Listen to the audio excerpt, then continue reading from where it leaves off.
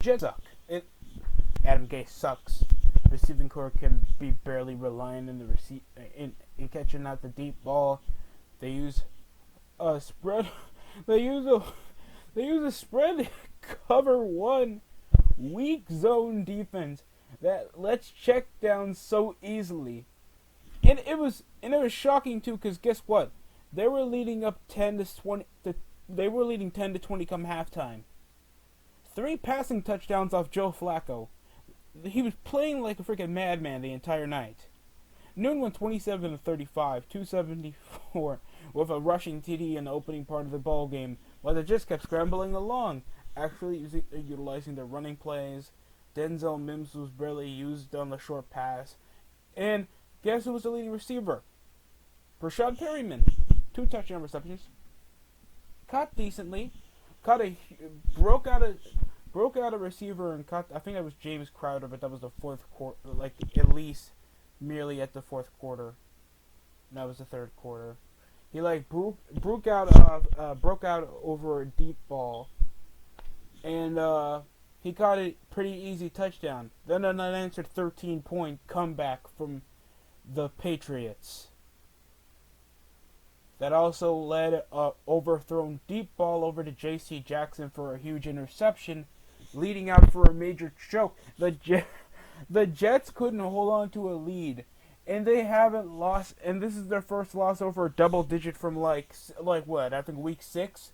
They got stuffed like 20 to zip against the Miami Dolphins, and this is their second divisional game they had in a few weeks. Since then, it's been disappointment after disappointment after disappointment, and it's just that tough. It's tough to continue watching the Jets play football. You can't have this, dude. And I thought, like, what's been happening over the last couple weeks been pretty disappointing. And you're telling me they can't even spread out and hit curl routes. Check downs when the ball needs to.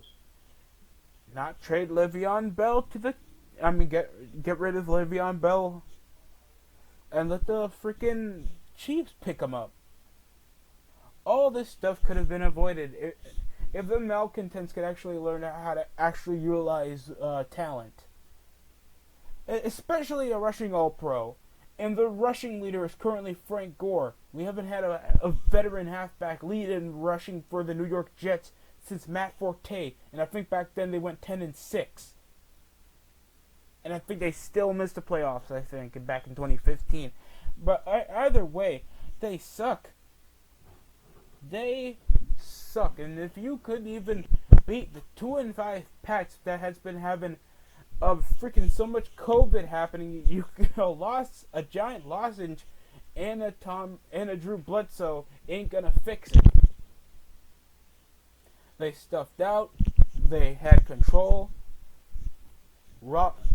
They keep hitting Edelman over the short pass. It was easy enough to, even when Newton broke out over a huge pass, even though the pocket was completely collapsing, and made a huge play, even though you guys could have sacked them for 5 yards. You guys couldn't even have a front seven to save your life. Like, I'm not trying to completely bash the Jets. There's already like diehard Jets fans already doing that themselves because they know how much the Adam Gase era practically sucks. And dude, I'm trying, man. I'm trying to be patient. I'm trying to be tolerable because there's teams that, of course, are willing to tank, and for that. You suck for that. You're a bad franchise. You guys are only notable for what? Like, what, Super Bowl 3? You guys hit 500 haven't hit over 500 since 2015. You guys still haven't even made a decent playoff win since nearly a decade ago with Mark freaking Sanchez getting you there twice. Snuffing out the Steelers, all this garbage, and I have to do, and I just pray for the dudes that do weekly recaps and highlight commentaries over their games, because you know they don't want to do that. Over most of this garbage, it's highly apparent that obviously they're just going to continue to choke. They're going to continue being one of the worst franchises next to the Arizona Cardinals, the Jacksonville Jaguars, and the Detroit Lions. And that's a tough pill to swallow. I mean, there's also the Houston Texans, and we know the Bill O'Brien problem. But at least I can tell, it's like, oh my god, the team gotta suck. But I know Deshaun is going to try to fight out of this one and actually try to win us a game. Like, I can have at least some optimism. There's at least players that we know from, like Andre Johnson, back then when Matt Schaub was pretty decent. Hopkins before they screwed him over. J.J. Watt, that's obviously going to be a Hall of Famer someday.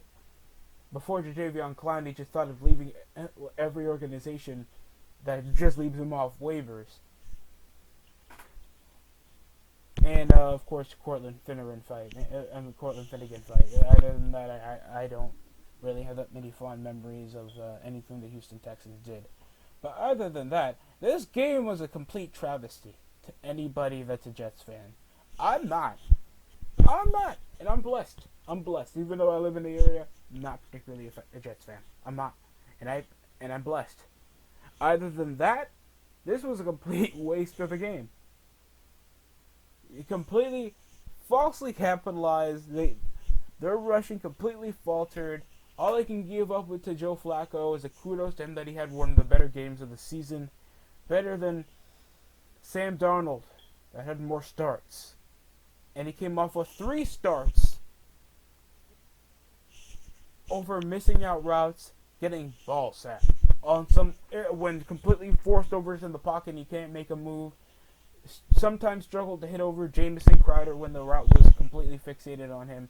And at least he used his legs. So I guess that was a positive out of Sam Darnold's game, but he didn't have the ability to be a legitimate quarterback. Even though Joe Flacco is as elite as most of my Nike socks. So that's at least a positive there for Joe Flacco, that he had one of the better games for a Jets quarterback in quite a while. That he was actually able to be a competent quarterback. So, yeah, that's practically my rant I have on this game. I don't know if I'm going to do more over the span of this week, because week 10 is about to happen, and I'm only doing this right now because Jets have a bye come week 10. So you won't see a Jets game until week 11. So have fun. It's practically a little gimme for some people that probably have been not waiting, of course, because they never ask about my football takes. But I'm going to do something to kick the edge off my professional wrestling reviews for a bit. So that's it coming from me. Happy Veterans Day.